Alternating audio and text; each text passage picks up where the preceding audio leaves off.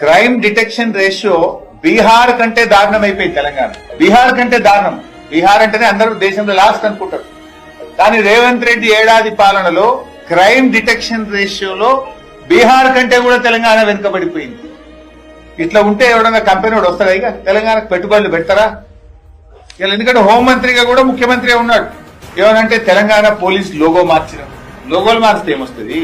తెలంగాణ బతుకుదెరువు మారుస్తా అని చెప్పిన రేవంత్ రెడ్డి తెలంగాణ తల్లిని మారుస్తా, పోలీస్ లోగోను మారుస్తా, తెలంగాణ సింబల్ మారుస్తా, ఇవి మార్చుడు తప్ప నువ్వు మార్చిందేంది? నువ్వు చెప్పిందేమో తెలంగాణ ప్రజల జీవితాల్లో కొత్త వెలుతురు తెస్తా, బతుకు తెరువు మారుస్తా అన్నావు.